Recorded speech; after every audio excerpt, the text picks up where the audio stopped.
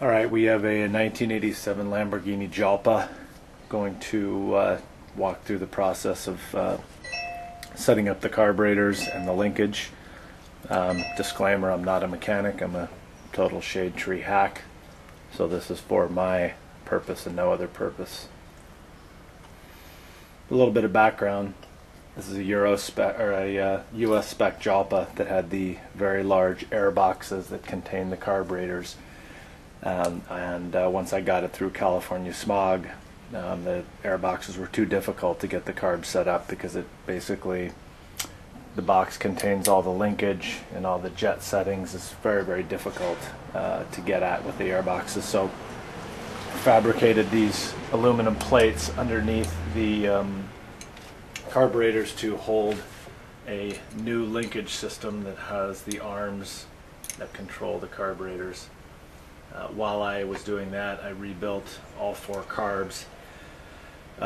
So that's not covered here, but there's plenty of write-ups on that on the internet. The one thing I will note on this carb, the floats were grossly misset, not even on all the carbs, so I reset the float heights and put larger idle jets in it. And so we're just going to go through the process here. I think it's the first thing to note from my observation on these Webers is very important to get all of the air opportunities for air leaks eliminated, starting with the carburetor hold down base plate bolts. On the US spec cars, it's almost impossible to get at these far bolts. And in fact, the car, when I took it apart, those bolts were not even on the car. So I'm pretty sure that it was leaking air through the corners, and all the bolts were almost finger tight again because it's very, very difficult to get these tight. So make sure that these are sequentially tight and nice and snug. Second area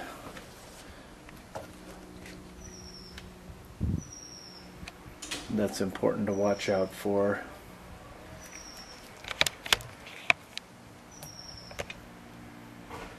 is the tendency of these carbs to leak around the throttle shaft bearings, degrease themselves over time. So if you look at your carbs and you see some staining here, air is leaking through the bearing that's on the other side. There's 2 of them for each carb. There's 2 solutions. One is just to clean and repack the bearings, which is what I did. The other is to install sealed bearings, which I did on my Ferrari, and I wish I hadn't done it because it's a bit of an ordeal to get the throttle plates of the carbs out. So on this car, I just repacked it with grease, cleaned them out thoroughly. I had the carbs ultrasonically dipped. So that's another opportunity for air to leak. Then you've got, on this car, you've got, you can't see it so well, but you've got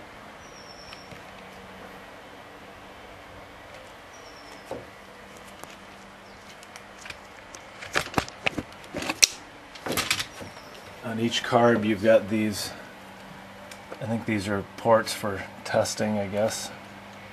And on my car, they were all corroded and leaking air as well. You've got a connector hose between these 2. There's an opportunity for air to leak. You've got a vacuum coming off of this carb here that controls what was the vacuum source for all the emissions control. You've got this air rail system here that the vacuum comes into and out of. On this car, I'm just using the vacuum for the advance on the distributor, so you got an opportunity for air to leak there and an opportunity for air to leak at the distributor here. So those have been tightened down. So I think that's it, is just to be, I think, pretty anal about making sure that you've got no air leaks, because that just makes the carbs quite difficult to tune. So the other thing I noticed that on the control rod, throttle control rod here, there was a large helper spring that looks like it was stock, and the purpose of that is to return everything to detent or get the throttle plates closed. With this new setup, I essentially don't really need that. There's springs on the throttle shaft that do a good job of snapping everything back, but that's what you want. You want the system to snap back. So the other thing I'm fairly anal about is greasing every single opportunity where there's friction. That includes greasing each end of the joints here, greasing everywhere this rod floats on the bar, Even the throttle cable going through, I greased that. The throttle shafts are greased. The cam accelerator pump actuators are greased. So bottom line is you want to get some nice snappy action like that. To set these up, my philosophy has always been you want the throttle plates to be as closed. You want them to be all the way closed if you at all possibly can to start with. So each carb has got a throttle stop screw right here, and essentially I just back those all the way out so they're not touching the throttle stop at all. You don't back them out all the way, just back them out a bit so they're not doing anything at all. They're completely off the linkage,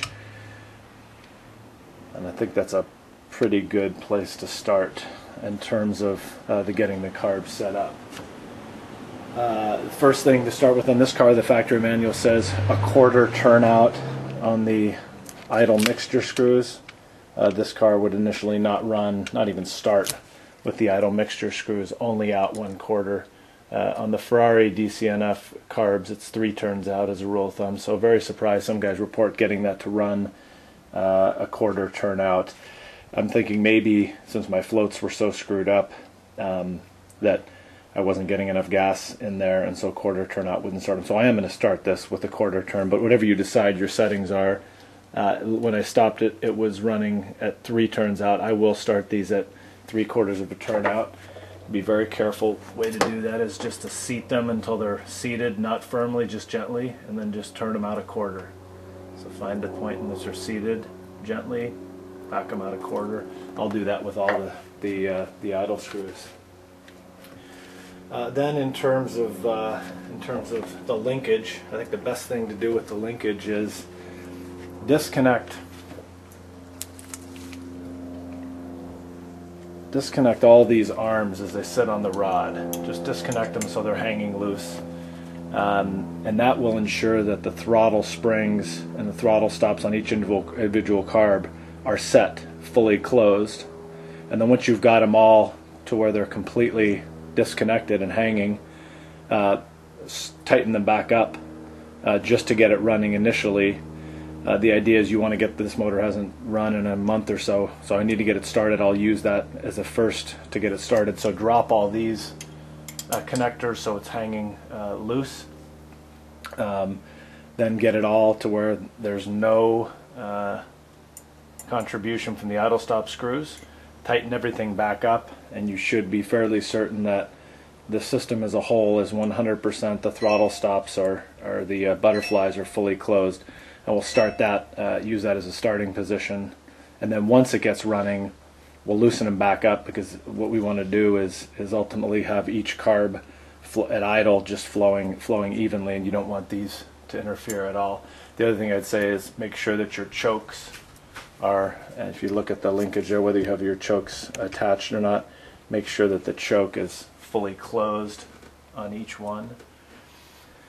And I will probably start there. I guess the last thing is all the gas hoses on this have been replaced, so what I'll do is start it up, let the float bowls fill up, and then check very carefully for any gas leaks before proceeding, and then I'll see if it'll start with the idle screws 2 turns out, and we'll see what happens. Well, it actually started with the idle screws out a little bit, but you can tell it's running a bit lean. The other thing I forgot to note, as I disconnected the air pump, I was getting some popping on overrun, which on my 308 sounds amazing. On this car, it sounds like pachinko balls. So I disconnected the air pump, and I can already tell that that's going to help with gas combusting in the exhaust system. So I'm just going to, it was running actually pretty damn good from a linkage standpoint. You can hear it, they're opening up, but I'll let it, and you can hear, you'll be able to hear it started up pretty cold here.